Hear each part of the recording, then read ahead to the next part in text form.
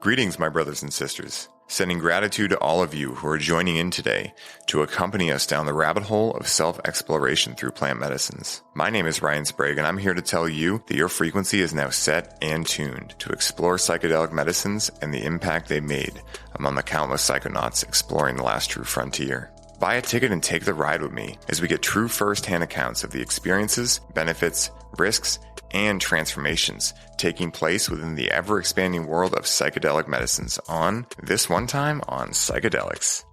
In order to truly understand, respect, and gain the most information from our plant medicine experiences, one must have some prior knowledge regarding health, wellness, and the importance of an otherwise healthy lifestyle and how that plays into the full equation of the process. Without this, at best, we will have an enjoyable experience that leaves us yearning for the next experience. At worst, we can become quote-unquote disintegrated, searching for anchors to bring us back down to the material realm. Today's guest on the show is a master in the realms of health and wellness, and is one of my closest brothers and people I admire and respect deeply. He is a holistic lifestyle coach, holding certifications from prestigious organizations such as the CHEK Institute, is the owner and founder of the Whole Health Connections business, which is a company dedicated to guiding its clients on their path to peak health, whether they are a beginner in need of a lifestyle revamp or simply a pro looking for new tips to add the quote-unquote cherry on top to their equation of health, is the co-founder of Ice and Iron, which is a local-based Boston community whose purpose is to bring together individuals to practice healthy habits such as qigong, ice baths, and breathwork, is the host of the Whole Health podcast, and is one of my ride or die brothers here in Boston, where we are both located. So please help me in welcoming my man, Rob Carney, to the show. Rob, my man, dude, such a pleasure to have you here, bro. Man, couldn't have asked for much more of a better intro. That was hell yeah, good. Bro. Nice job. I appreciate that. We're starting off on a fucking bang, dude. Making me look cool. Dude, hell yeah, bro. You're the fucking coolest dude out there, man. And like, you know, when I first got into coaching, you were already on your way. You know, you gave me a lot of inspiration. You were one of my first guests on Highly Optimized too. And I remember being like, dude, this guy is so well articulated, man. I got to step my game up, you know? So you've been an inspiration to me for a long time, and getting to have the opportunity to have you on this podcast to jump down the rabbit hole and talk about your experiences with psychedelics and all the things that go along with it is an honor. And I'm so excited for it, man. Thank you, brother. Yeah, I appreciate you saying that. And it's a pleasure to be here. And it's always great to do episodes with you. We've had a lot of fun conversations over the past couple of years or so. And you know, this is a topic that, you know, we were saying before we started recording is like, it's not something that has been talked about so much in the past many decades, but in the past couple of years has become incredibly more popular. And it's something that people are kind of reawakening to the potential of plant medicines and how they can really aid us in achieving optimal health and many other aspects of our lives. Yeah. And the challenge with anything that's like demonized and then all of a sudden shoots in popularity is people get this scarcity thing, right? Where they're like, oh, do I need to interact with that? And it's like, listen, you don't need to do anything, right? Could it help you? It could. That potential is there.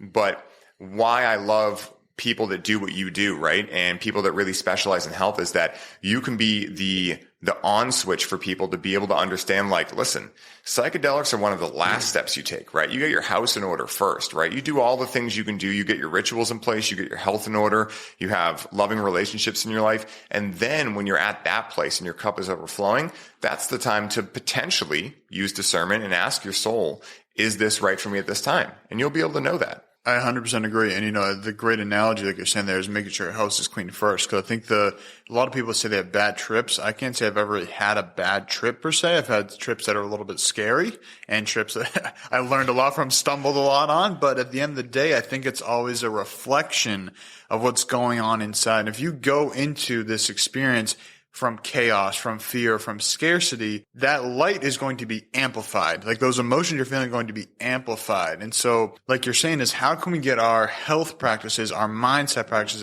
in place first? Because if anybody typically that has had a bad experience, a bad trip as they'll call it, is usually somebody who jumped into it either spontaneously without preparation, or their life is just not in order as it is. And they're looking to the plant medicine to solve their problems per se. But it's not there to solve your problems. From the way I use it, at least, is like, all right, things are pretty good, but I'm having a little trouble gaining some clarity, or maybe there's some puzzle pieces I'm having a little bit trouble matching together. And then when I can take this different perspective, which is, you know, plant medicine, a psychedelic, depending on what we're doing, that allows me to get into my body and look at things from a different perspective and not using it as a drug, but using it as a plant medicine. And I think that's the big thing. If you're going out there to just trip balls, which I've done, and it's fun, it's going to be a great time. But also that's where I think people often have the bad trips because there's no intention there. It's like, I'm just going to do drugs. And it's like most of the time when we get into that mindset, it's kind of a toss-up. It's kind of like playing Russian roulette. It's exactly Russian roulette. And the perfect word you used there was perspective, right? Like, I think what Rob and I are speaking to here, is really that, if you go into something not realizing yet at that point in your spiritual development, the life is happening for you. And so even if you have a quote unquote challenging experience, perfect. That's what I needed. Awesome, right?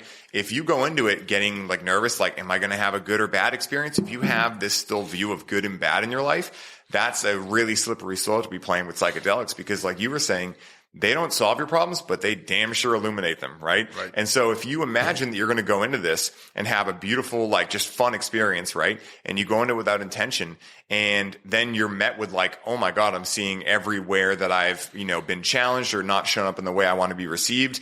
That can be really traumatizing. And that's where we hear those stories about these people that actually become more traumatized from psychedelics and they actually help them. And again, it's like you said, it's a slippery slope. And that's where so much, like I said, is intention and also preparation. And I think a big way to prepare in my experience is one, being clear with my intention. Step one, like, why am I doing this? Am I just doing this for fuck's sake to just, I don't know if we're supposed to swear in this podcast or not. Yeah. No, you are. All right, cool. It's a psychedelic podcast. All right, yeah, you're right. Yeah. Fair enough. Stupid question. Next question. So I feel like it's, start with preparing yourself and getting your temple, which is your body, in a good spot. Get your mindset in a good spot. I always say journaling, for a couple days leading up to it, at least the day of, kind of getting that garbage out of your brain, getting it onto a paper, getting clear with what your intentions are, and just being honest with yourselves before you go into that. Because I feel like for me, if I get the garbage out, now I can focus on what I really need to experience on the medicine. Whereas if I haven't gotten the garbage out, the garbage needs to be taken out eventually. Just like if you have garbage in the house, eventually it's going to start stinking and rotting. Yes. So if you don't take it out before the trip, on the trip, that's where the knock is going to go, hey, buddy, hey, the garbage here. Now we got to deal with it. You didn't take it out before, so now we're dealing with it. So preparation is a big thing. And then also afterwards, I do this all the time whenever I lead a call with my team or my group coaching. Before we start, we breathe. Could be 30 seconds, could be, a few minutes. But just taking a moment to slow down. And there's in the book High Performance Habits by Brendon Burchard, he says, before you do anything new, set an intention, release tension and set an intention. So release the tension of whatever you're doing before, let go of the baggage you were holding on to, leave that at the door, and then set an intention for the new experience. And then same thing after. Don't just dive into your normal life right after. Take some time to integrate that. Like, what did you just experience? Because a lot of people that get pulled on psychedelic experiences say it's like a top 10 most profound experience in their entire life. So if you're going to have a top 10 profound experience in your entire life, you don't want to just go back to your regular life. Time to go sit in the cubicle again. Yeah, exactly. Or go watch the fucking news. Like, do something that is like not serving. Like, take some time. And that time could be an hour. That time could be a day. That time could be a week. But just give yourself the time to prepare before and leave space to integrate afterwards. And that's why an experience, I think of mushrooms is the one I've had the most experience with. 5-6 hours typically. I leave a whole day. Yeah. It's not like, I'm going to be tripping for 5-6 hours. I'm going to leave it 5-6 hours. I'm leaving the whole day. The day is dedicated to that experience. So I have plenty of time before, plenty of time after. There's no rush and there's nowhere I have to be. I can just be fully embraced in this experience.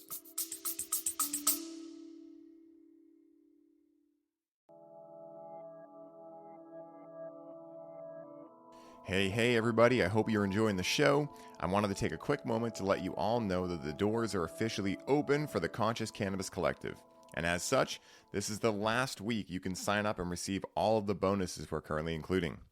This is the last time I will be personally onboarding those of you who sign up with a complimentary one-on-one session, and you'll have the ability to get the Grow with Cannabis course for free during this limited time. For more info on how you can take advantage of this offer, head down to the show notes for this episode and secure your spot today, as we only have so many spots left and they are filling up quickly. Now back to the show.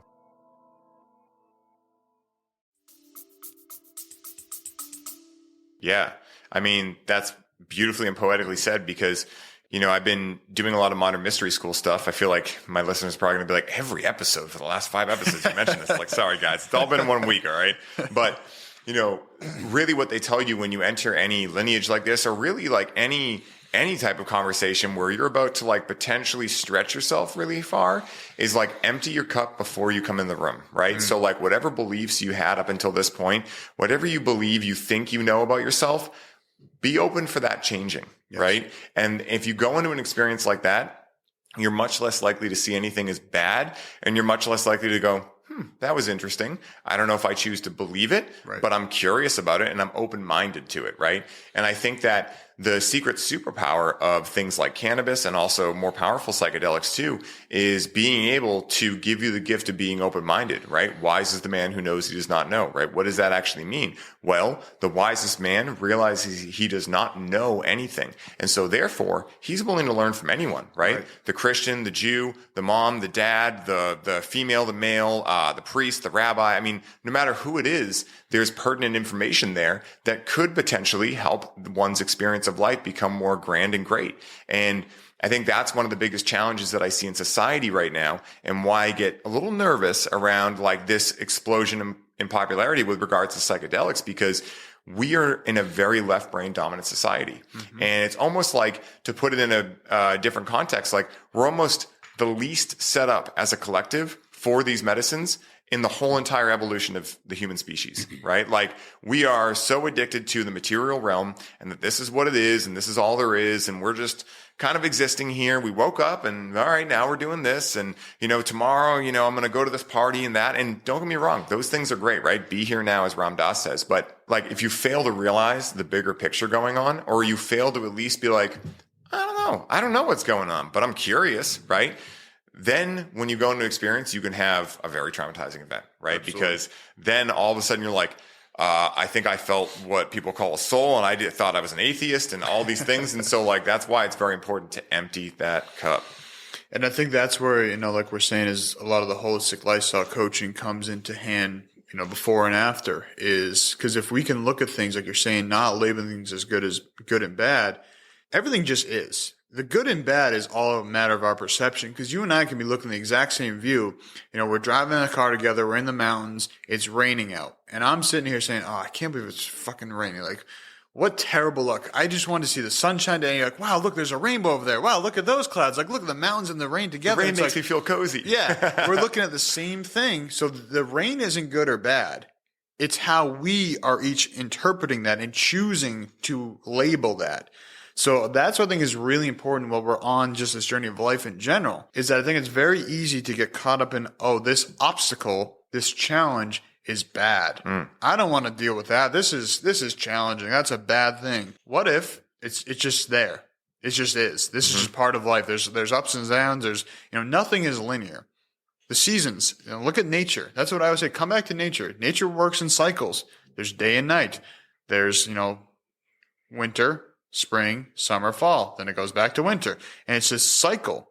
So if we look at life in cycles and we recognize things are not linear, there's going to be ups and downs. Like, people can look at winter and say it's a bad thing. I used to look at winter and say it's a bad thing. Me too. I used to say I hate the cold. Oh, I hate that there's no sun. Yeah, I prefer when there's sun. I prefer when it's warmer, but I also can enjoy when it's snowing out, and I can enjoy playing in the snow and enjoying that aspect of it. So I think a lot of this just comes down to our mindset as a whole. And this can illuminate so many areas of our lives, and it teaches us so many lessons, because like you said, there have been so many people that have said, I'm an atheist, or I'm insert whatever they identify as, come out of that. And now there's an identity crisis. Yes. Because they've recognized, holy shit, has everything I believe, let's just say the person's 40 years old, the past 40 years, is that all a lie? Maybe, maybe not. Exactly. Who knows? Yeah. But at the end of the day, it's just like you said, we have to be open-minded to recognizing we can be wrong. And we live in a day and age where nobody wants to be wrong. We want to prove ourselves to be right. And it's like, it's like this badge of honor to always be right, and to even be belittling people. See that in like politics. It's always talking down on other people, saying, this group is bad, that group is bad. We're the right ones. It's like, hey, What if we're all a little bit right and a little bit wrong? Absolutely. That's okay. Yeah. I mean, we have 7.5 billion different realities existing in this planet, right? Or 8 billion. I don't know what the count of people is up to now, but whatever count of people, every single person has a different reality. And, that's why, with my clients and also just when I'm talking to people, if they mention they watch the news, I'm like, stop. It's a thirst trap. Step one, it's stop. a thirst trap, right? Like spoiler alert. Anything is happening in the world right now. So that whole I need to be informed on what something happening on the other side of the world that you have no interplay in, right? Or even in your side of the world that you're not going to do anything about. Exactly. Or even in your own neighborhood that you're not going to do anything about. It's like we tell ourselves lies, right? And I'll even say right? Because I definitely have been guilty of this in the past, right? And, I told myself that I needed to be involved in things, right? Because I, needed to know what was going on. Well, first of all, you never know because once a human is speaking it, yeah, exactly. Once a human is speaking it, it's going through their perceived sense of reality. So, even again, I don't follow anything in politics. Well, I just want to add on to that real quick, just kind of like we were saying earlier. So first of all, it's going through the person's reality of who's saying it. Yes. Then you are also perceiving it the way you want. It's like the game of telephone that we used to play in grade school. Yes. By the time it gets around, the first thing is the baseball game is great. By the end is I hate cats. Yeah. It's how the fuck did that happen? Yes. But that's how it is because we're constantly transmuting and basing our own experiences. And by the time this experience happens, which is also subjective, let's just say, I heard this analogy the other day. There's a giant burning building and there's 4 reporters in every corner of it. They're seeing one thing and one side saying, oh, it's not that big of a fire because that side's not burning. The other side, oh my God, this is the worst fire ever. Another one's like, oh, it's a modest fire. The other one's like, oh, it's just a lot of smoke. They're all the same building, but they're looking at it from different angles and different perspectives. So no one's wrong or right. It's just from their perspective, that's what's happening. And it's so funny to think about. We take everything as oh, this is 100% true, 100% false. What if it's partially true? Exactly. Go into everything, be skeptical and open-minded, right? Yeah, I think that's the fifth agreement, right? The fifth agreement is be skeptical, but learn to listen. And it's exactly what we're talking about right now. It's you don't have to necessarily go to bed believing something, but always, right? Binary language of knowledge and accept it. Always go into, no matter what someone's saying, if someone thinks the earth is flat, right? I don't choose to believe that in my reality, but I'll entertain and be tell me why you think that, right? Not because I want to believe it or I don't want to believe it, because I'm genuinely curious of this person's experience of life, right? And I think if more of us could have that point of view, the world would be a much, much happier and more loving place because no one would be resting their views and their knowledge on needing to be right? Yes. It would just be hey, I'm going to believe whatever I choose to believe that's going to help my experience of life be the best possible. If I want to believe in Santa Claus because that makes me happier, who is someone else to tell me that's not true, right? Have you been to the North Pole? Do you know for a fact that he's not there, right? It's I love this conversation because, I really feel these are the types of conversations I have with people who are experienced in psychedelics and also people, because let's face it, right? We're doing psychedelics, a couple times a year? Maybe we're skipping some years too. We're not doing them that often, right? So what is everything else, right? Well, those are your daily rituals, like meditating, like doing breath work, like creating a community like Ice and Iron is, right? Where you teach people how to do Tai Chi and move their energy and how to control their breath under stress, like a cold bath, basically. And it's just interesting because I find a lot of people that I talk to, right, they're going from experience to experience. And the reason is because the only time they're really feeling the magic of life is when they're in that experience. Right. And what I tell people is that illuminates and tells you what's possible. It stretches the opportunities that are available to you, but it doesn't fix anything, right? It's just there to show you hey, in case you forgot, this is what's possible. Now go back to your regular life and integrate it and make this your daily life. That's the most important part. 100%. And, you're saying here is in your daily life is that we are so uncomfortable just being with ourselves in our daily lives, myself included many times. Yeah. Some days, if I'm not working and, my girlfriend's not home sometimes, because usually on a typical day, I'm done working, she gets home from work and then we kind of hang out and it's but on days like tonight, she is going to her friend's house. So I'm going to get home and I won't be working. I'm what the fuck do I do? Yeah. And it's the first 15 minutes is I want to go to my phone. I want to watch something. It's yo, hold on. Instead of needing to stimulate myself and have an experience, what if I just take a moment to just decompress and actually be with myself for a minute? To be the experience. To be the experience. Yeah. And it's funny how, we're so overstimulated by everything from our phones, electromagnetic frequencies, white lights, just everything is just constantly bombarding us all the time that we were so challenged to just sit and be still. And I think it was like the average attention span drops like 12% a year. Like it's just some crazy number because there's constantly being overstimulated. But, to your point of, like the flat earth theory, I think conspiracy theories are so interesting and I don't believe most of them, but they're fun. They're fun as fuck. Like, and it's like, and to me, it's like when somebody's like, oh, that's bullshit. It's like, how do you know? Yeah. Like, how do you really, like, have you been to space? Do you know? Right. And it's like, it's like, you hear flat earth, you hear like the hollow earth, like all these different, there's so many different things, but it's like anytime someone says this is 100% true, it's like, really? Is that 100%? Do you know that? You 100% know. It's like, if anybody says they 100% know anything, automatically I'm skeptical. Yes, it's 100%. Like, you can suggest, I believe this to be true, completely different than this is 100% fact. And I think that's a big thing, I don't want to get down a political rabbit hole, but this was censorship. Absolutely. It's like we need to have people that throw conflicting ideas. And at the end of the day, if it's so absurd, you wouldn't be worried about it. Like, if it was so absurd, like, you just wouldn't give it attention. Like, oh, that crazy person. Like, when you see, like, I lived in LA for a year and you have a lot of these, homeless people who, it's a lot of it's sad. A lot of them are former drug addicts and, like, they're just kind of spewing bullshit on the street, just, like, yelling and saying, but nobody is like, we have to silence that person. Like, they're saying, it's like, they're just talking. Like, they're just saying some shit. And it's like, it's good to have that contrast. If everybody was the same, we live in a pretty gray world. Yeah. So I think if we can be open to just hearing these things, be like, why do you think that? Like, tell me about that. And just be open to receiving. And you don't have to agree with everybody, but I find it's also instinctual, like we were saying earlier about being right. We want to just instantly disagree with people. But like you were saying, we have 7.6 billion different perspectives on this planet. Cool. I'm not going to go, when I was in Thailand, I wasn't going there and say, oh, you guys are doing this, you should be doing this because this is what I do in America. Yeah. It's like, no, it's like, I'm just going to be open and let them show me what they do and be open to that. And then when I come back here, it's like, yeah, I'll probably implement some of those things. There's probably some other things I'll probably never do in my daily life again until I go back to Thailand. But, we just got to be open. And I think that is one thing that psychedelics and, plant medicine can be helpful with is just cracking that shell. Mm-hmm. And, sometimes, like we were saying, it can be an abrupt crack. It can be an explosive crack, and sometimes it can just be a gentle opening. Absolutely. But it's a great tool to have in the arsenal. Yeah. I mean, we have two sides of the fence here on opposite sides of the pendulum, control and surrender, right? Mm-hmm. And to the degree that someone wants to censor something, let's talk about prohibition. Prohibition is the censorship of plant medicines, yeah. right? And the censorship of a product, right? Of a substance of some sort, of mm-hmm. something, right?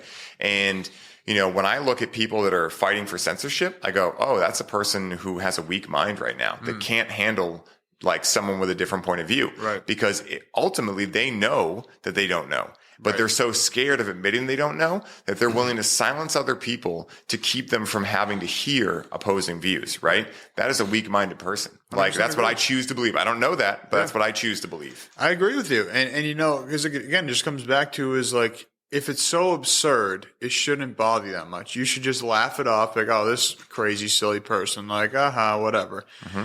And at the end of the day, it comes down to this idea of everybody has to be one way. And a lot of times these are people that have not traveled very much. They haven't seen a lot of different cultures. A lot of them, it's not their fault. That's the condition they've been. So a lot of it's also having compassion, empathy for these people that are, probably, usually they're living in a city. So they're being bombarded by advertisements all the time. It's kind of got that group think mentality where people are so densely populated. And a lot of that is just primal. You want to fit in. Mm-hmm. So the people you're hanging out with, again, oftentimes in these cities, they want to be the same. So they're fitting into that norm. But then, like I said, when I went to Asia in 2017, I came back, and I'll never forget when I landed in JFK Airport in New York. It's the first time I heard massive amounts of English in months. Everybody was complaining about the stupidest fucking things. Like, oh, my flight's 40 minutes late. Oh, my God, my taxi's 3 minutes late. Just like things that's like me coming from a place where people were struggling to put food on the table. They didn't have clothes. Like, they're getting floods, like wiping out their homes. And I'm like, crazy to think, like, in my initial thought, I was like, you people are really fucking complaining about this shit. Mm-hmm. But then on the next thought, I was like, I was probably doing the same exact thing before I had a different experience. Mm-hmm. And that's where I think that plant medicines can change our mindset because we don't know what we don't know. Mm-hmm. And if we're in this mentality of trying to be right and telling other people they're wrong. And in this one track mind, we need to have a diverse amount of experiences to open ourselves up. Because I think naturally we're all open-minded people. It's just the conditioning and the environments that we find ourselves in, the programming.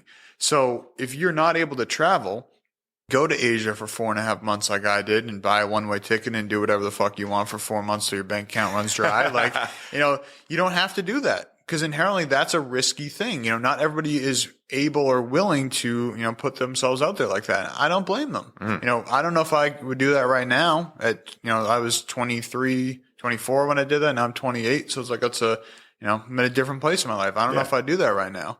But if you don't have that opportunity, I think that's where something like plant medicines, you can do that and have an experience that doesn't have to be 4 months. You can have a life-changing experience in just a few hours. And I think that done in the right way can absolutely for me, I was way more open-minded. I first did it when I was 17 years old and, changed my life. Definitely looked at life and the world a lot different ever since. Yeah.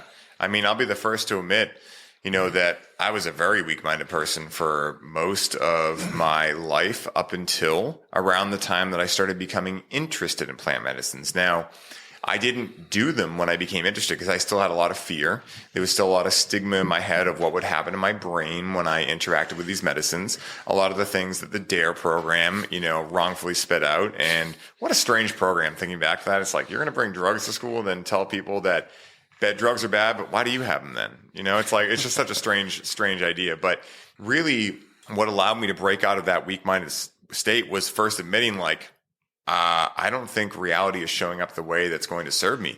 And it was a really big crisis, right? A dark night of the soul, if you want to call it, right? Because I had to realize that the way I was living life was not working out for me. And, I think a lot of people look at like quote unquote rock bottom or any of these ideas as bad, right? Everyone wants to be in a high vibe all the time. Well, just like the seasons, right? We're not going to be in a high vibration state all the time, right? Exactly. Doesn't exist. Yeah. And so, one of the medicines that I see this the most with is MDMA, right? People talk about, the week after sucks. And it's like, that's one way to look at it. Or you could say that the next week, any pain point you have is going to be high enough that you're willing to change it now, right? And so it's really just perspective and how you look at these things. And with regards to plant medicines, what they did for me was they showed me that something else was possible. But then it was up to me to admit to myself, I'm not showing up in the way I'm supposed to. My mind has malware in it, right?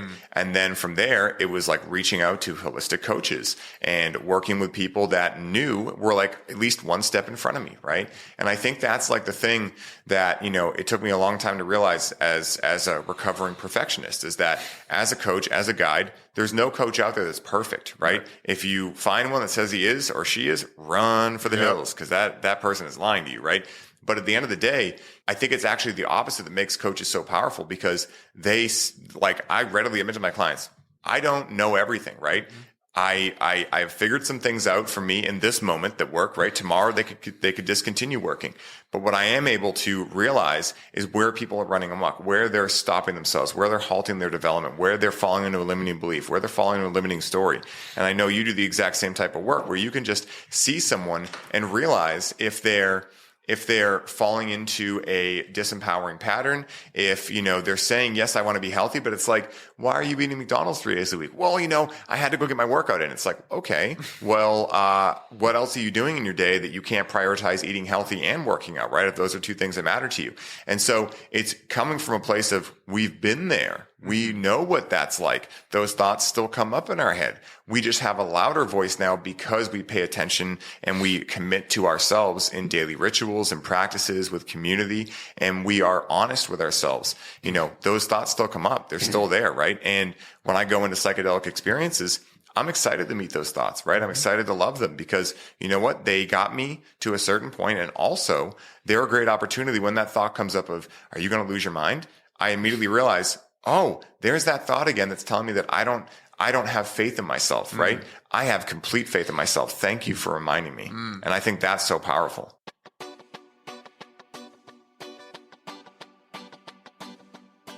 What is up, ladies and gentlemen? I wanted to stop by while I had your ear and share a very special announcement with you. You may have heard people say that we are facing an epidemic of loneliness in the world right now. We believe that this is only half of the story, and that the real epidemic and the root of feeling loneliness is a lack of connection. Do you want to connect to more purpose and passion with the important work you are doing? Do you wish you had closer friendships with people who understand you, listen to you, and are truly present with you? Are you wishing you and your partner could move deeper into love together? The connection in all of these areas comes down to the one most important element of connection, the ability to connect with yourself. If you are ready to see change in your life, if you are ready to feel differently when you wake up in the morning, if you are ready to step into the life you envision for yourself, the first and only route to making these changes is settling in, quieting down, and being able to connect to yourself. Now, this can be a major challenge in today's world with media, culture, and other energies that pull us out of our ability to connect. When you've tried fitness, meditation, and other self-development practices and still find yourself feeling alone and lacking connection, you may be feeling out of options and wondering if you'll ever be able to tap into your full potential that you know deep down is possible in your life. What we have found in working with our clients is that plant medicines, and cannabis in particular, can guide us in having the experience of what true connection looks and feels like. In this way, cannabis can act as a rite of passage for connection and a gateway toward the spouse, tribe, mission, and life you know you are ready for. Now, the pitfall here is that many people become codependent on the medicines, such as cannabis, and expect the medicine to do the work for them. If this continues, what will happen is the user will find themselves reaching for more and more cannabis to feel connection, without taking ownership of their role in the outcome of their experience, and thus they will fall into repeating the same painful patterns. As Zen Buddhism teaches, how you do anything is how you do everything.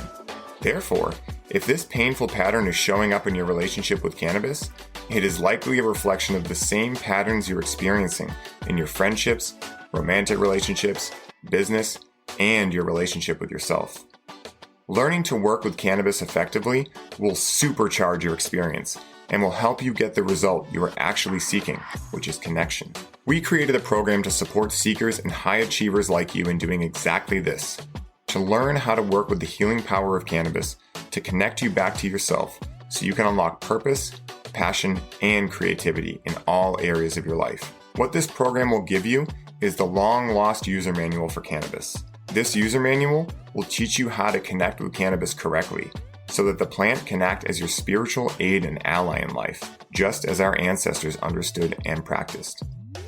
If you're ready to unlock the full power of cannabis, meet like-minded people on the same path as you, build more purpose into your life, and have the most fun doing homework you've ever had, this message is for you.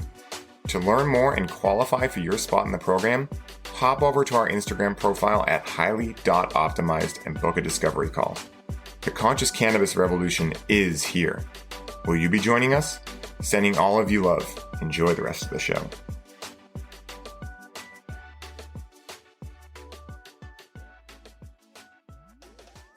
I love that. Just want to touch on the DARE program real quick. I think it's funny how it's like, don't do drugs, but here's a bunch of Adderall, by the way. So it's just the contradictions are in everything. And I think that's a big thing. Like you're saying, nobody's perfect.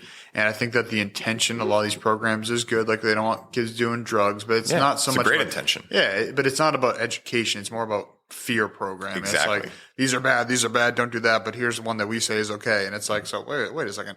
So that's like a whole nother rabbit hole. I'll take hypocritical for 500, please. So a whole nother rabbit hole we could dive into. But, to your point is that with a lot of the stuff we're talking about, it comes down to clarity of vision. And that's where, in the CHEK system, we talk about the one love. The number one thing to focus on is like, what are you trying to get out of this life? Like, what's your goal? What's your vision? What's your mission? What are your values? And then when we start there, a lot of these other things will fall into place. For me, I want to live to be over 100. At least. Definitely. I'm aiming for 120 is 150, bro. Let's go. 160. I got to have people to hang out with, I'll see your 160. I'll raise you 170, 180. Yeah. Damn. So with that point, that makes a lot of these things a lot easier because a lot of things you're mentioning with like people eating McDonald's and stuff. It's like a lot of that's just discipline. And a lot of that lack of discipline that people, I'm not disciplined. It's like, no, it's not that you're not disciplined. You just don't have a purpose you're working towards. You don't know what you stand for. You don't, exactly. You don't know what your values are. You don't know what your mission is. You don't have a clear vision. So of course you're going to be like a sailboat that's like, well, I'm sailing, but I don't really know where I'm going. So the wind's just kind of blowing you around. But once we can get clear, and that's number one.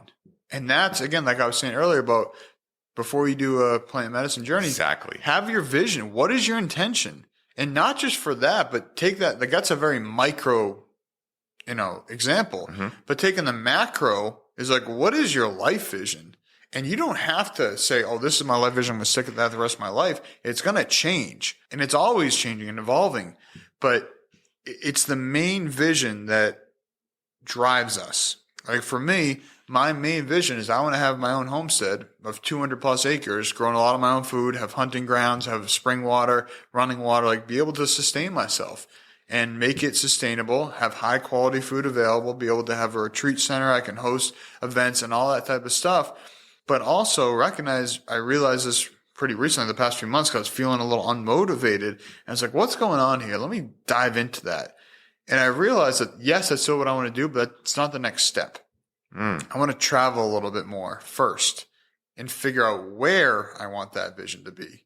Because it was I was like, maybe it'll be New Hampshire because it's like good for taxes and it's pretty close to here. Yeah, and it's like left brain taking over. Exactly. That's exactly what it was. And it was like logical of like, this would be best. I was like, but I don't really want to be in the cold. Like I wouldn't want to go more north than Boston. And it was like, so then it kind of made me like in this place of unclear for a few months. And then I finally sat down and was like, all right, why? And it was because I had the big vision, but some of the details weren't worked out. So now I'm recognizing, okay, I want to travel a bit first. So, 2022, I believe is going to, involve some traveling again, which I haven't done in a couple of years now, extensively. I mean, we went on a lot of trips this past year, but like, for my standards, not a lot of traveling.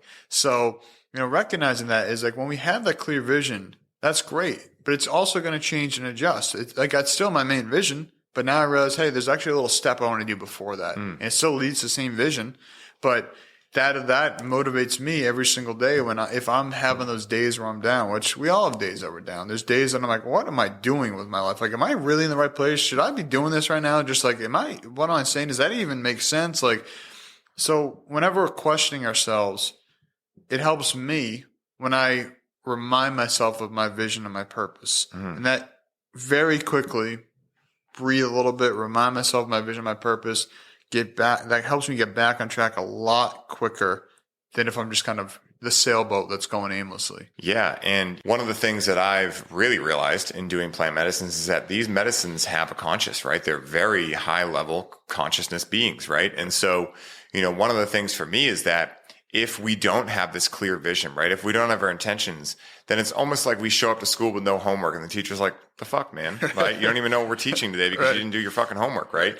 And so it's like, it's a matter of respect too, right? You respect yourself enough to prioritize doing those things so that there, when you show up to medicine, they're like, all right, you can hang with us, right?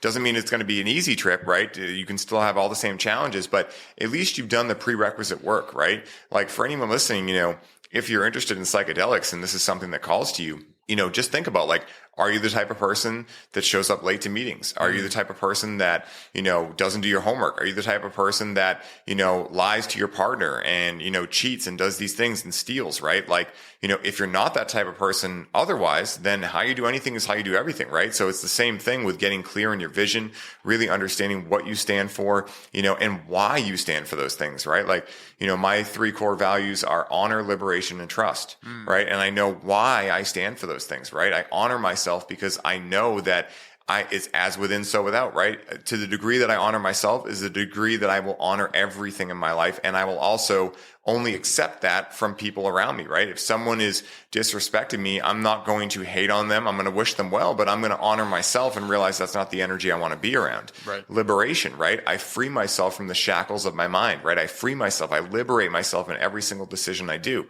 So if I have a stacked day and I'm feeling burned out, I'm going to reschedule some things because I liberate myself from the shackles of the mind telling me that I need to do this many things to feel like a success at the end of the day and to feel fulfilled. Trust. I trust myself. I mean, that one kind of explains itself, right? If I don't have trust in myself, how am I going to have trust in anything in the world, right? And the world can become a really scary place real quick if you don't trust anything. And I think, this is one of the biggest challenges I see with people in psychedelics, but also in everything, right? Is that they fail to realize that everything is an inside job, right? The world that's around you is a representation of what you feel you deserve in your life. So if the things around you are not showing up the way you want, it's time to take some accountability and realize that, oh, that's a me problem, right? Or a me challenge, rather. I'll change out problem for challenge, but that's a me challenge. And I'm excited because that means that if it's showing up this way because of me, then I could change something in me, right? I don't have to go pay money to do it or anything. I can figure this out in me, and then the world will get better for me. My experience of life will be more grand. And these are the things that have in a big way become available to me because I've seen them in psychedelic journeys. I've become aware of it. And then I've done the next 6 to 9 months really committed to meditating because I know it's like, that's my non-negotiable, right? Like, every morning I have like my sacred mornings, I call them, right? And it's my most fun part of the day. It's where I access the divine masculine aspect of me, but also the inner child part of me, right? Where I get to play in the realms that, I enjoy most, like the psychedelic realms, without having to interact with psychedelics. Because, as Terrence McKenna said, when you get the message, you can hang up the phone, at least for a while, right? Like, when you receive the message, it's almost like you get an assignment from school, right? And your job at that point, your mission is to fulfill that assignment, right? And understand it. And if you go back without that assignment completed and you're like, I want step 2, the teacher's like, I don't know what you mean. You can't get step 2 until you've done step 1, right? And, that's when, in my own experience, because I've played this card, you have a more a better likelihood of having a challenging experience, right? Because medicines will act as parents when they need to, right? They'll act as the stern father when they need to. And they'll kind of scold you a little bit and be like, hey, listen, you're playing with something here that, let's just talk about it, right? When you're journeying, you're disintegrating, right? And there's nothing saying that you can't ever come back the way that you were put back together, right? So it takes a really sound mind to be able to interact with these medicines. And that's one of the biggest challenges I see with, people that, I go to a lot of music festivals, right? And I see people making some really interesting decisions. I won't say bad or good because, again, I'm not them, right? That could be the best decision they ever made in their life. But from my perspective, it's an interesting decision, right? They're already, in most cases, they're drinking, right? They're using alcohol as their medicine of choice in that respect or that situation. And then they decide after they're well over their limit of being able to actually make sound choices of mind and heart, they decide, now I'm going to interact with something that's going to bring me out of my body. And that is one of the biggest challenges I've seen. And that's, again, this is a whole other rabbit hole too, why when you're interacting or choosing to interact with a psychedelic, it's so important you're with the right people. I've interacted with psychedelics at music festivals and done all the right things, but been around some really chaotic energy. And that shit will start to fuck with you, right? Set and setting. That's exactly what I was always told. Set and setting. Yeah. So, on that note, and you're saying a lot of these, if we're seeing things in our lives that aren't the way we want them to be, that we recognize that it's on us. And at first it's like, we don't want to take that blame or that responsibility. But on the same token, if we are responsible for the things we don't like, that means we're also able to change it. Yes. And we are also responsible for all the success in our life. So that's where we can implement things like gratitude. Because I think that it's easy when we hear this word gratitude, it's become a buzzword. Oh, just be grateful, express gratitude. And it's like, what does that mean? It's like, that's great. But I've recognized a lot of people are saying that with the left brain. Mm-hmm. They're saying it and they're not checklist item. Exactly. It's a checklist item. And people are just saying it. Oh, I'm grateful for this. I'm grateful for that. It's like, are you? Because the way you said it didn't make it really seem like you are. And that's a big thing. I was talking about in my, with my team coaching the other day. It was like, hey, so I want us to practice when we express gratitude to try to feel that. Feel that in your body. Don't just say, oh, I'm grateful for this. I'm grateful for this. Okay, cool. Checklist done. On to the next thing. Mm-hmm. It's like, pause. Breathe, feel that. Yes. And when we can feel that, that can change everything. Because now we're experiencing it, not with our head, but with our body. And our body can experience a whole heck of a lot more than just thinking a thought. So we think tens of thousands of thoughts per day. maybe even hundreds, a lot of freaking thoughts a day. That if we just have one of gratitude, it's like, okay, that's just in the mix with all the other tens of thousands of thoughts.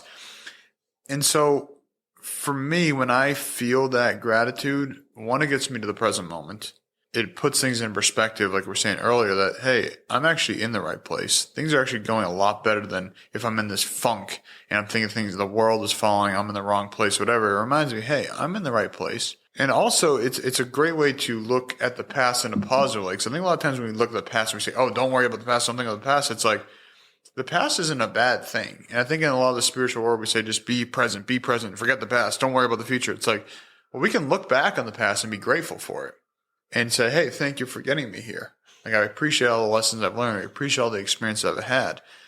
And then we can also recognize that when we're in this place of, discontent, or we're in a place of challenge, or we don't like the results we're having, and we recognize we're responsible for that, we also need to recognize that we need to be patient because these changes are going to take time. And what I talk about with business, with health, with everything is, 3 principles of patience, persistence, and consistency. Change does not happen overnight. And we are conditioned because of these beautiful cellular devices and technology as a whole that we think everything happens instantaneously. Instant gratification. You post something, you get a like, cool, got it, dopamine hit, done. Someone shared it, nice, comment, cool. Often expect, whether it's consciously or subconsciously, for change to be instantaneous. And that's why, most businesses don't last the first year. I think it's like 90+% of businesses fail the first year, and that's like 80+% don't make it past second year. And then but once you get past year 5, most of them stay around because they were patient. And then persistence, like we're saying, there's going to be challenges. There's no straight path. So if we can recognize there's going to be challenges and we can embody persistence, these challenges are no longer a bad thing. They're just part of the map. And I think the thought that just came in my head is like Mario Kart. If there's a banana in the road, it's like, oh, this fucking banana, I'm just going to drive it into it. This sucks. No, you go around it. Figure it out. Throw something at it. Break through the barrier. Yes. And that's just part of the map. That's part of the map. You got to deal with that. There's chain chomps coming at you. Oh, shit. Don't want to get hit by that. Go around that. Go over the jump. Go under the tunnel. It's part of the map. So we need to be persistent through these challenges, these obstacles get thrown our way. And then consistency. We can't expect to do something once and then see results. That's insane. Yeah. And I always think of I'm not a musician, but I can imagine you playing guitar. If you are trying to play the most difficult song you've ever played, you're not going to pick it up once and be like, well, I didn't get it. I guess I can't play the song. Guess I better put this down forever. Fuck. I'm bad at guitar, which is what a lot of people do with a lot of skills. Yes. Especially being in the Purium business where, it's a lot of communication. It's direct selling. So we are the distribution model for these organic nutrition products.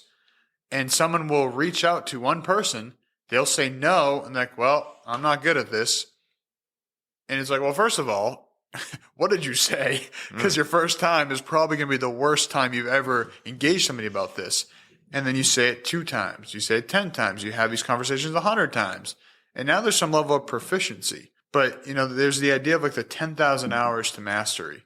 And 10,000 hours is a lot of time. I think that's 30 years of doing it 20, 40 hours a week. I forgot the exact math, but it's a good chunk of time. And that's why I think we see a lot of these people, a lot of people in their 40s or their 50s is a lot of times when business prime, somebody's in their business prime around 40, 50, because they've been doing it for decades. They've had the experience. And you can look at it in one token and say, oh, I just want to be rich now. I just want to be successful now. It's okay, cool. I think we'd all love to have a boatload of money backing up to our house every single day. That'd be great too. But would you be ready for that? And that's why we see a lot of these pro athletes that make $7 million on their rookie contract their first year. Then they get an injury. They're out of the league and now they're bankrupt the next year. Or lottery winners. Yeah. Perfect example. They're not ready for it. They didn't go through these steps that are often necessary. Not everybody needs to go through those. A lot of people do very well. They make $1 million and cool, I'm going to invest that, turn that into $3 million next year.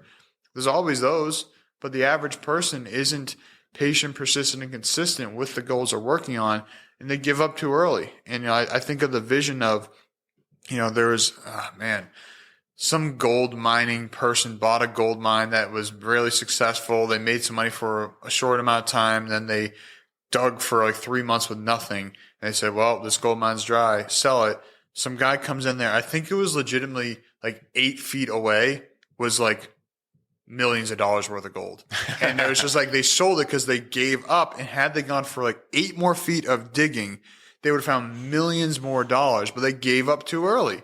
And that's the story of so many people that, my biggest thing with my business and just life in general, any goal I'm working towards is like, hey, yeah, maybe right now I'm not seeing the results as fast as I want to, but if I keep showing up eventually, and eventually could be a year from now, could be 5 years from now, could be 10 years, I don't know.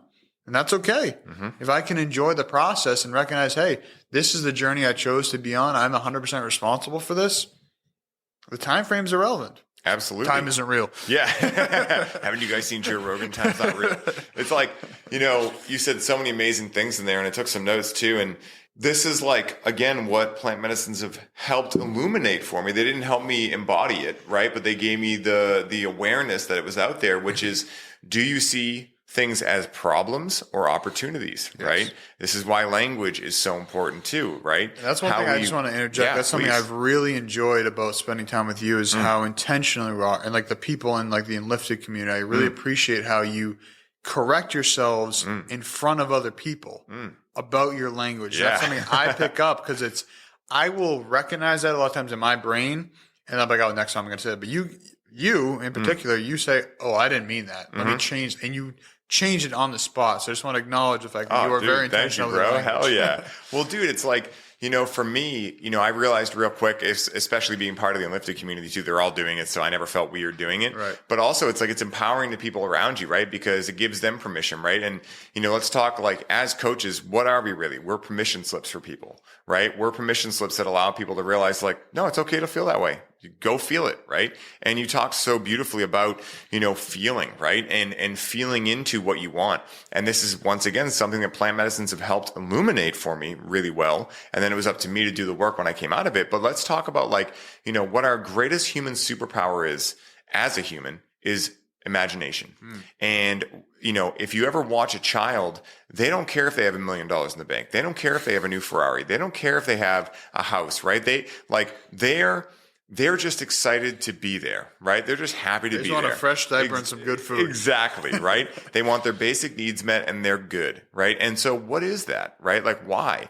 Well, because they are imagining their reality around them. So if they want to imagine a Ferrari, it's there. It's actually there, right? If they even knew what a Ferrari was, right? And so they pick up a stick and that's the steering wheel. They're driving the Ferrari. Exactly. And so how do we tap into that? Because I don't believe for a second, and I know in my own life, from my own personal truth, I do know that this is possible, or I choose to believe it's possible, that imagination is not something we lose as we get older, right? It's something that's shut out. Which we're told that we are. Exactly. Yeah.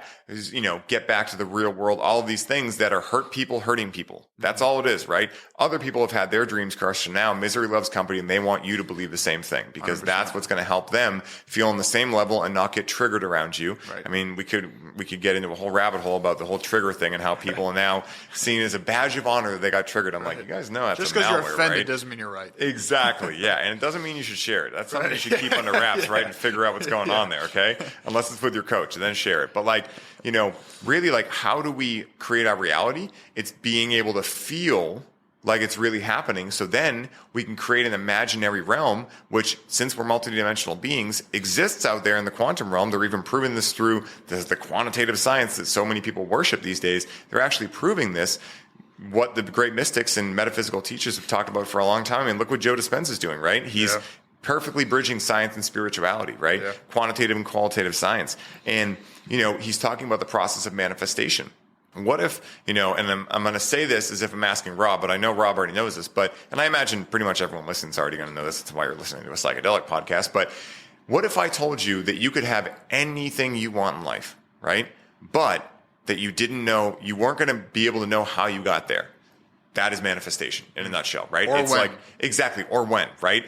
Now, to the degree that you can get into your feeling body and truly believe that you already have it before it's happened, it'll be the quicker that it gets to you, right? But it will be through a series of weird events, right? Like I, was told I should start a podcast a bunch of times before I ever started one. But it was like, no, everyone's got one. Logically, it doesn't make sense because there's already so many out there, right?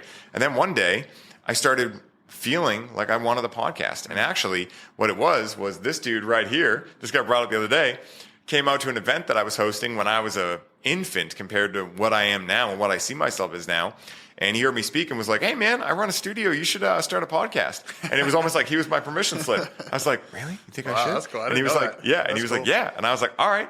And then literally it was like within a month later, we started the Highly Optimized, right? Wow. And from there, like now, especially going into, self-development and plant medicines and also having the lineage of the modern mystery schools helped a lot too, where now I can see where I'm going to be. And I'm surrendered to how I get there. Like, I'm just like Rachel was asking me the other day, like, where do you want to move? And I'm like, well, I don't know yet. I feel like I don't want to open that Christmas present before Christmas morning. It's not Christmas morning yet, like. None of this Christmas Eve opening bullshit. Wait till Christmas. Yeah, like I feel like I've gone to a lot of amazing places and a lot of them are very high contenders. Like there's a very good chance I could be in one of these places that I've gone to. But I also feel like my soul is telling me like, you got a couple more trips to figure out first, right? Too. Yeah, and it's fun. I'm like, cool. I don't have to worry about that. I get my hands off the steering wheel. I got cruise control on, and I'm in a self-driving car, and I get to relax, be on vacation, vibration, and check out the mountains. Yep. And that's the beauty of life, right? Is letting go of the perceived control because it's a falsehood. It doesn't actually exist. You can't control anything in life. And you talked about, failing in these things and being persistent, right? And that's why I love the whole idea of failing forward, right? Be excited to fail because you know what you do when you fail? You learn things. And you cross things off that aren't right for you. Exactly. And that is like you're one step closer to figuring it out because you're like, awesome. I forget the exact stat, but like Benjamin Franklin went through like some ridiculous amount of experience before he actually invented the light bulb, right? Yeah. And I'm not saying that he actually invented the light bulb because there's a whole conspiracy there. Who knows? I don't know. I wasn't there. But like the example still lies, right? Which is if he had stopped at any single one of those, which would have been like, hey man, you've tried 5,000 times, right? The likelihood is very low that you're going to figure it out. But he was like, no, I believe it. So I'm going to keep doing it. And he figured it out. And you could even argue his likelihood is better. Because he's had those experiences. He's got 5,000 ways it doesn't work now. Right. And to that point you're saying about feeling that. And I think that we can talk about things like, we hear the words, you're on my wavelength, you're on my frequency, you're on my vibration, like this is a good vibe. Like those type of things which I think can be very airy-fairy, hippy-dippy terms, woo-woo terms. Mm-hmm. But when you think about it, everything is a frequency. If you're listening to the radio, you are tuning into a specific frequency that allows you to receive that signal. You are matching frequencies with a frequency. And so on the same topic of, manifestation or attracting the right people, attracting the right opportunities, it's adjusting your frequency. Because same thing we're talking about looking at the car window where we're both driving the mountains. You can go to the same event, let's just say a networking event. If you're in a specific frequency, let's just say a down mood, you're not feeling social, you're probably going to find other people that are standing on the side, not being social, and those are going to be the people that you are on the same frequency of and will connect with. However, if you're in this very outgoing, charismatic state, you're probably going to be on the same frequency and connect with people on a similar frequency.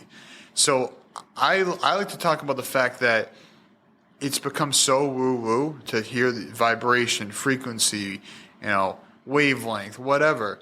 But if you are left brain, that is a scientific phenomenon. That's not a woo-woo phenomenon. That is a scientific phenomenon.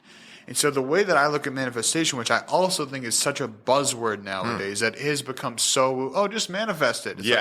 What the fuck does that mean? Just manifest it? Like, it's like, let's talk about drama language. Just like, Jesus. Yeah, exactly. You want to make $1 million? Okay, just manifest it. Like, just do a manifestation meditation. It's like, what does that mean? All we're doing is matching that frequency. And again, that's going to take some time because we're always fine-tuning it until we get there. But let's just say 800 is the frequency. And right now we're at 100. Okay, what if I start meditating? Okay, now I'm at like 150. Oh, what if I start, hanging out with some other people? Oh, now I'm at like 400. And it's just like this constant recalibration of changing our frequency to match the frequency of what we want to obtain. And I think that's the way that helps my scientific left brain think of that in a much more logical and easy to digest way than just this idea of, just manifest it. Because that to me is like, come on, guys. Like, you're not giving any context for that. Yeah, exactly. And, for anyone listening who's like, what are they talking about? Well, it's actually interesting that David Hawkins has a book, Power vs. Force, which actually lays out almost the exact same way that you stated with a scale, right? From 1 to 1,000. And it's a consciousness scale. And it's based on muscle testing, right? Which, I mean, this guy is incredibly, incredibly gifted and smart, and I think he's dead now, but it's based on this consciousness scale. And you can test anything. You could test the Bible. You could hold the Bible on one hand and go, this book is a consciousness level of 100. And then someone could muscle test you, right? And if that is true, objectively, this is a way to test objective truths, which talk about we've been talking this whole time about how we can't know anything. This is one of the only ways that we can actually know things, right? And that's why if you go to like an herbalist or something like that, they'll have you hold certain things and muscle test you, right? Because you'll be able to tell if that thing is actually working for your body. Objective for you, though. Yeah. So it's not objective for everybody. Objective for your personal experience. Exactly. Yes. And so it's almost like a little bit of both though, because if you test things like foods, then it's a little bit subjective, right? Because it's definitely your body, but you can test like people, right? And actually, as I think about it, I don't know for sure that it wouldn't be subjective in a way, right? I imagine David Hawkins has more info on it. I haven't read enough about it, but it definitely works in terms of an objective truth for you, right? Which is valuable in and of itself. For sure. And I think to really wrap this up with a beautiful, final thing here, really what Rob and I have been talking about this whole time is how to empower yourself, right? Psychedelics are not the key to empowering yourself, right? They're a step. They're not the step. They are a process. They're not the process. They're a opportunity, not the opportunity. And it's a real big opportunity to use discernment. I truly believe that nothing is meant for everyone, right? And that when someone is even curious about psychedelics, really start to use the scientific method and try to prove that it's not for you before you decide to jump in on this, because, these things are beautiful and they can give so much substance to your life. And obviously, from my own subjective experience, they have worked wonders for me. And there's another side of this too. If someone is interested in this, please go seek out a professional. Go seek out someone who can tell you more. Go seek out a shaman. Go sit in ceremony with someone who's got some prestige to them, who's part of a lineage, because you're playing in other dimensions here. Right. And whether you choose to believe it or not with your left brain, not you, but metaphorically here, whether you choose to believe it or not, there's a lot that the human mind can barely wrap its head around in terms of negative energies, things like that, things that you do not want to open yourself up to. And so, especially if you're doing something like ayahuasca or something like that, or really anything when it comes down to it, you want to make sure that you have some abilities to keep your space safe and sacred. And, really, I think as a big closer here, it's just use discernment, right? Use discernment in your experience and really be able to choose whether it's right for you, right? Not whether it's right, period, whether it's right for you. And just to your point, it's a tool. Mm-hmm. And there's no skeleton key to anything in life. For instance, let's just say psychedelics are a hammer. If you have a screw, the hammer is not the best tool in the situation. And that's something I always tell people with health. Because, like I said, I work with organic, non-GMO supplements. Mm-hmm. And I tell people, this is a tool. This is not supposed to be what changes your whole health and makes you healthy. You can just do this and not do anything else. Yeah. It's a tool. It's a launch pad. For instance, if you do commit to a 30-day nutritional transformation, which is one of the packs that we work with, people get great results. But that's the jump start. That's to get you momentum or continue your momentum, launch your momentum that you've already been building to the next level. And you're not going to do a 30-day nutritional transformation, like a cleanse, every day or every month. It's like you said with psychedelics, you do it for a bit. By leading up to, you prepare for it, you have the experience, you integrate that experience, you take some time to work through that, and then maybe you're ready for the next time again.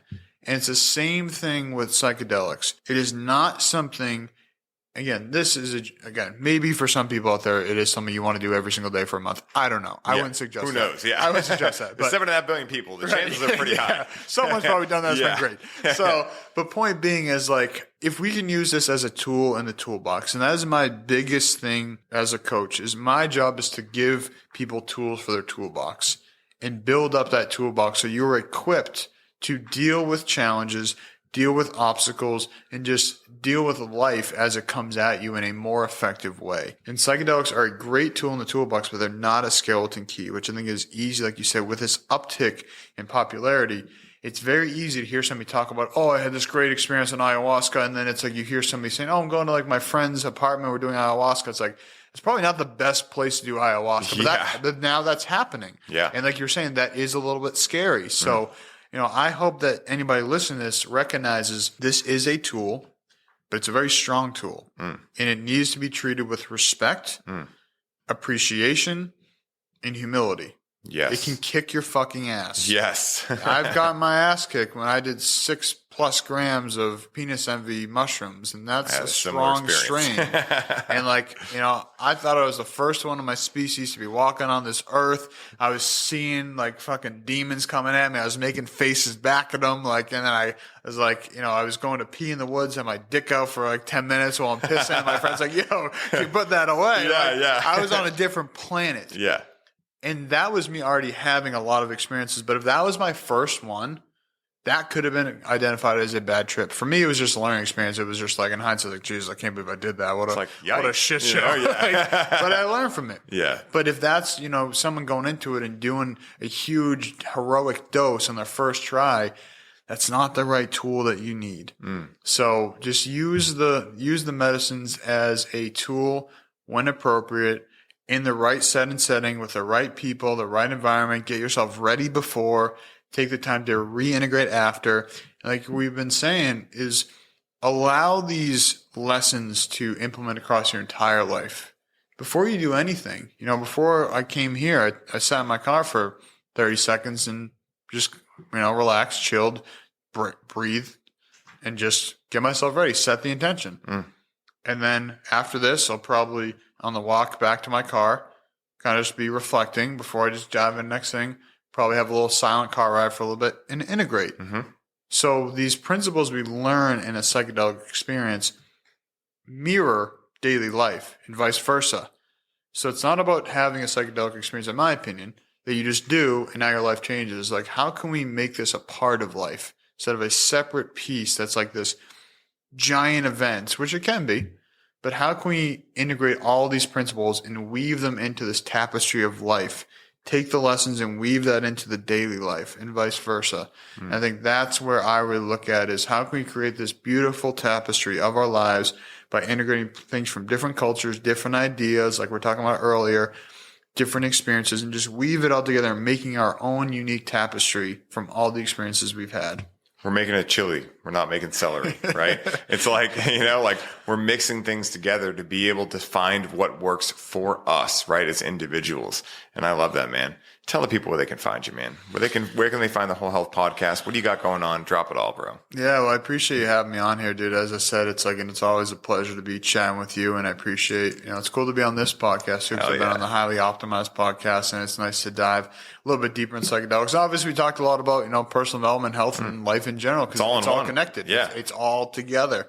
So, the best place to find me right now is Instagram, which is at Whole Health Connections, and all one word. YouTube is something I'm really spending a lot more time on. So that's Whole Health Connections. You can search that up. And I'm getting much more consistent with that. And then my website, wholehealthconnects.com. If you go to Instagram, you can find the links to both the YouTube and the podcast. But yeah, would love to chat with anybody who's listening to this. If you're listening to this right now and you have resonated with anything we've talked about, I'm more than happy to chat with you. I got my group coaching program on right now, and I'm offering 2 free weeks, to try it out, see if it's a good fit for you. Because, at the end of the day, I think that I can show people what I do better than I can tell them. So I'd love to have you as a listener, come in, try it for a couple of weeks. If it works, if you feel it's a good fit, cool. If it's not, cool. So, I want to invite everybody to follow on Instagram, subscribe on YouTube, check out the website. And if you want to join in for a couple free weeks of group coaching, holla at your boy and we'll get you rocking and rolling. Hell yeah, bro. And I got one last question for you. My podcast always ends. I always got the cool question at the end. And that is, if someone listening was just swayed by you to experience psychedelic medicines for the first time, what is the one piece of advice that Rob Carney would suggest to allow them to have the smoothest experience possible? Well, beyond everything we just said, which is the preparation, integration after, I'd say, eat as clean as you can, be plenty hydrated, have lots of salt, lots of quality salt, not table salt, some good quality salt, have lots of minerals in your body, have your body fueled up the right way, and start small. don't do a heroic dose right off the bat. And I think that's where cannabis can be a great tool to start with. I didn't do mushrooms until, I indulged pretty heavily into cannabis, and I feel like that prepared me just to experience what it's like to have a different state of consciousness and to experience that. So, take care of yourself, have some good daily routines in there. Like I was saying earlier, do some journaling, prep right, fuel your body right, have the right setting.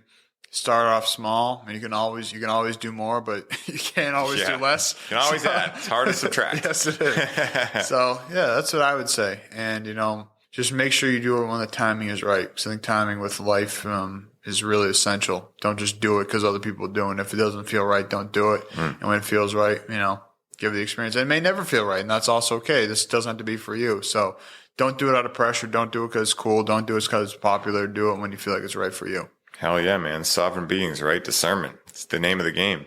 And guys, some things that were immediately apparent upon meeting Rob for the first time a few years ago were his big heart, his thirst for life, and his genuine curiosity on questions such as who am I, what is my purpose, and where did I come from? These are questions I have asked my whole life as well, and as you can imagine, the realization that we both sought answers to the same types of metaphysical questions led us to hit it off immediately, not to mention our love and affinity for responsible, intentional plant medicine ceremonies. Rob is truly a juggernaut in the health and wellness space and is a testament to what can become possible in our lives as a whole when we prioritize health and include it into our lifestyle in ways that charge our batteries each day. Living in this way is what has allowed Rob to grow his business and community so quickly, and if anyone listening is yearning to dive in deeper with Rob to understand the methods to his success, do yourself a favor right now and contact him to begin that process starting today. We all have the ability to transcend our health limitations and blockages, and having a guide to help you traverse that path, such as Rob, will act as an invaluable resource in that endeavor. Rob, thank you so much for coming by the show to share your experiences and your wisdom with the listeners and me today. And until next time, my brother, may your journey be smooth and full of light. Aho.